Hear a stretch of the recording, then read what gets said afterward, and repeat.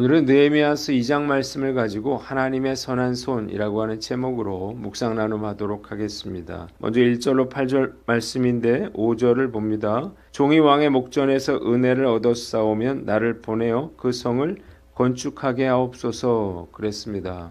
아닥사스다 왕 제20년 니산월에 느헤미야가 술 관원으로 왕 앞에 섰는데 이전과 달리 얼굴에 수심이 있었습니다. 왕이 그 이유를 묻자 느헤미야는 두려워하면서 조상들의 묘실이 있는 예루살렘 성이 황폐하고 성문이 불탔기 때문이라고 대답했어요. 4절 왕이 느헤미야에게 내가 무엇을 해주기를 원하느냐라고 묻자 느헤미야는 하늘의 하나님께 기도를 올린 후에 유다 왕 조상들의 성읍으로 가서 그 성을 건축하게 해달라고 요청했습니다.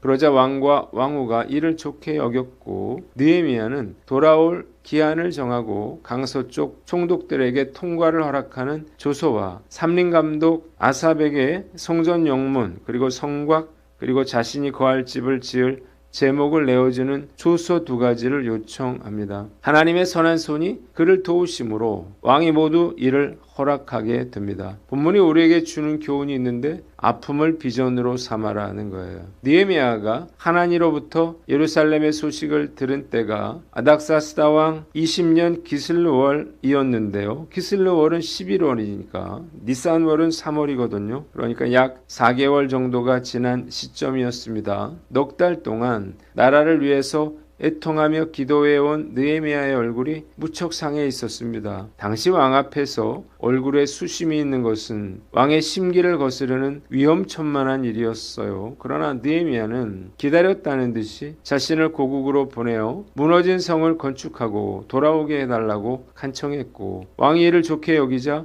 2가지 조서를 요청하고 이를 허락받아 예루살렘으로 돌아가서 무너진 성벽을 건축하게 되는 것입니다. 아닥사스다 왕이 느헤미야의 청을 들어준 이유가 무엇일까요? 나라를 생각하는 느헤미야의 말에 가슴이 뭉클했기 때문이에요.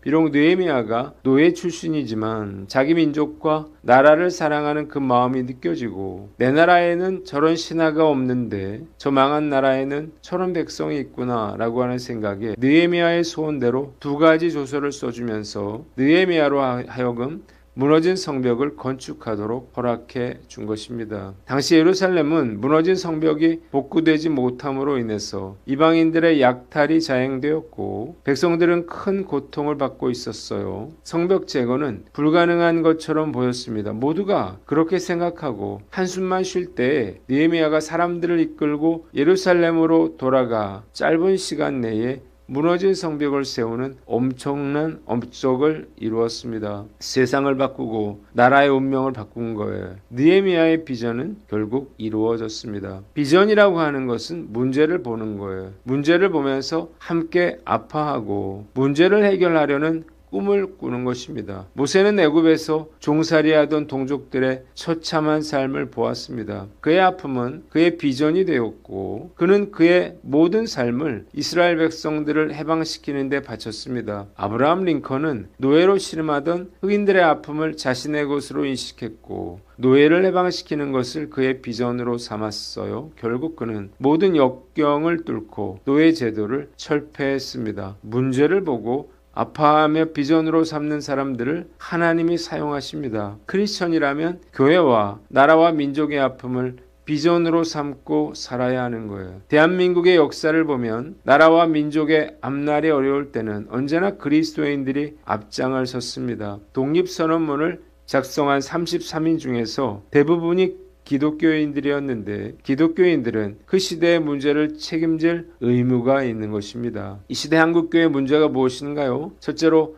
교회가 복음의 능력을 잃어가고 있다는 거예요. 교회마다 급속도로 교인들이 감소하고 있는데요. 한국교회는 전도할 줄 모르는 성도들이 대부분이에요. 농촌이나 중소형 도시에는 이미 주일학교가 없는 교회가 대부분이고 이미 80%에서 90%의 교회에 청년 대학부가 없거나 고사 상태에 있습니다. 전문가들은 2050년에는 살아남은 절반의 교회 중에서 90%의 교육부서가 전멸할 것이라고 예측하고 있습니다. 지금 한국교회를 지탱하고 있는 40, 50대는 7, 80대가 되어서 교회 재정을 감당할 수가 없어요. 기독교는 이슬람에게도 밀려서 한국 종교 중에서 네 번째 순위가 될 가능성이 높아졌습니다. 둘째로 교회에 세속한데요. 더 이상 사람들은 목회자들의 비리나 성추문에 대해서 놀라지 않습니다. 기대가 없기 때문이죠. 성도들도 마찬가지예요. 세상 사람들과 구별되지 않고 말씀대로 살지 못하면서도 그 심각성을 깨닫지 못합니다. 언제 하나님이 진노하실까요? 목회자들과 성도들이 세상 사람들처럼 될 때예요. 그런데도 많은 성도들이 말씀대로 살지 않는 것을 당연하게 여깁니다. 성도들이 세속화되는 것은 정말로 심각한 문제가 아닐 수 없습니다. 세 번째, 신앙의 계승에 실패했다는 건데요. 다음 세대를 세우는 것은 한국교회의 최후의 보루입니다. 사실 우리 자녀들의 신앙만 잘 유지해도 교회는 무너지지 않을 것입니다. 그런데 한국교회는 다음 세대로의 신앙 계승에 실패하고 있습니다. 우리의 다음 세대들은 점점 사사기에 각각 자기의 소견에 옳은 대로 행하는 길로 나아가고 있는 것 같아요. 부모도 선생님도 아이들을 가르칠 수가 없습니다. 네 번째로 이단교회의 부흥이에요. 요즘 유일하게 성장하는 교회들이 있는데 바로 이단들이에요. 이전에는 그들도 자신들의 교회가 이단이라고 하는 것을 숨겼습니다. 그러나 요즘 이단교회 성도들은요, 다 드러내고 전도의 열을 올리고 있습니다. 이런 식으로 가다가는 대한민국의 이단교회만 남게 될지도 모릅니다. 저는 한 영혼을 구원하여 그들을 하나님의 인재로 삼아서 세상을 변화시키는 일을 하고 싶었습니다. 그것이 한국 교회를 구하고 나라를 구하는 일이라 믿었기 때문이에요. 이를 위해서 기도하던 중에 하나님이 내가 하라는 마음을 주셔서 교회를 개척하고 이곳 파주에서 지난 19년간 복음을 전하는 일과 사람을 세우는 일에 헌신해 왔습니다. 하나님께서 저에게 주신 시간 동안 한국교회의 아픔을 저의 비전으로 삼고 기도함으로 느헤미야처럼 이 나라와 한국교회의 문제를 해결하는데 조금이나마 쓰임받게 되기를 간절히 기도합니다. 두 번째, 9절로 20절 말씀인데 18절을 봅니다. 그들이 일어나 건축하자 하고 모두 힘을 내어 이 선한 일을 하려 하며 그랬습니다. 첫째로 문제에 대한 정확한 인식이 9절로 16절에 나옵니다. 느헤미야는 군대 장관과 마병의 호의를 받으며 강 서쪽 총독들에게 왕의 조서를 전합니다. 이스라엘 자손을 돕는 사람이 왔다는 소식에 호론 사람 산발랏과 종이었던 암몬 사람 도비야가 심히 근심했습니다. 느헤미야는 예루살렘에 도착하여 사흘을 머무른 후에 하나님의 마음에 주신 뜻을 아무에게도 말하지 말고 밤에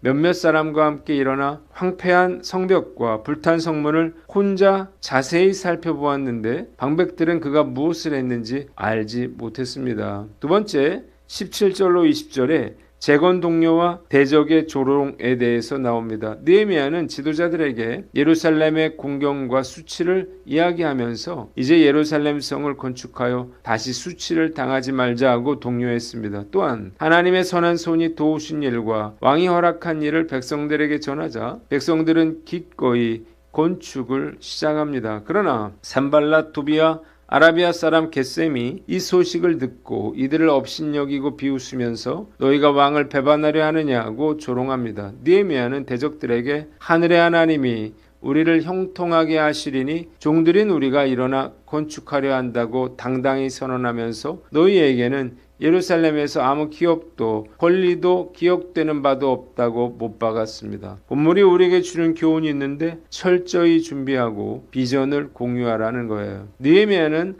황폐해진 성벽과 불탄 성문의 현장을 직접 눈으로 확인한 후에 성벽 재건의 필요성을 유다 백성들에게 인식시키고 다시는 수치를 당하지 말자는 말로 백성들에게 분명한 목표를 제시했습니다. 그리고 하나님의 도우심과 왕의 공식적인 지원을 근거로 백성들에게 건축을 제안하자 백성들은 모두 힘을 내어 이 선한 일에 동참하게 된 것입니다. 말씀을 묵상하면서 정말 느헤미야가 뛰어난 지도자라는 생각이 들어요. 하나님의 일을 할 때 그냥 믿음만 가지고 일을 추진해서는 안 됩니다. 느헤미야처럼 교회 공동체가 문제를 정확히 알고 현실을 외면하지 않으며 분명한 목표를 제시하고 성도들과 비전과 확신을 공유할 수 있어야 하는 거예요. 리더가 치밀한 준비 없이 독불장군처럼 이를 독단적으로 추진하면 많은 어려움을 겪게 될 뿐만 아니라 구성원들이 한마음으로 이 일에 동참하기가 어렵게 되는 것입니다. 평신도 출신인 저는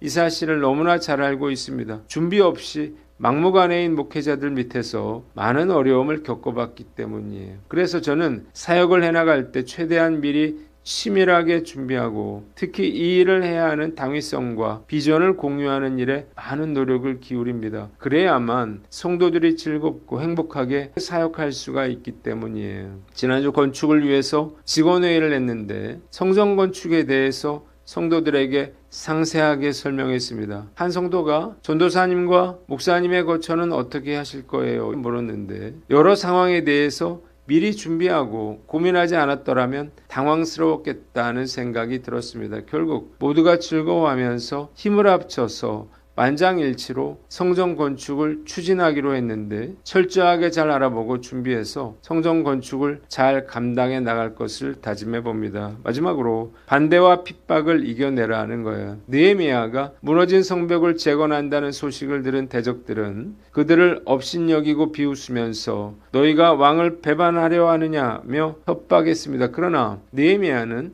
대적들의 비방에 흔들리지 않고 하늘의 하나님이 우리를 형통하게 하실 것이라면서 하나님에 대한 확신으로 맞섰고 너희들은 이곳에서 아무 기업도 없고 권리도 없다고 선을 그음으로 그들의 비방과 협박에 물러서지 않을 것을 분명히 했습니다. 어떤 일이든지요, 이를 계획하고 추진해 나가는 것은 쉽지 않지만 하나님의 일은 더욱 그런 것 같아요. 전혀 문제가 되지 않을 일이 문제가 됩니다. 그러나 이를 이상하게 생각해서는 안 됩니다. 사단의 영적인 방해가 있기 때문이에요. 그래서 하나님의 일을 할 때는 강한 의지를 가지고 기도로 영적 싸움을 싸워야만 합니다. 저는 사단의 방해가 클수록 이 일을 꼭 해내야 되겠구나 라고 하는 생각을 해요. 더 놀라운 일이 일어날 것이라는 증거이기 때문입니다. 어떤 비방과 위협에도 흔들리지 않고 성벽 재건에 힘쓴 느헤미야처럼 저도 승리의 확신을 가지고 흔들리지 않고 주님의 사역을 감당해 나갈 것을 다짐해 봅니다. 기도하겠습니다. 하나님 아버지, 아픔을 비전으로 삼고 철저히 준비하고 반대와 핍박을 이겨내게 하여 주시옵소서.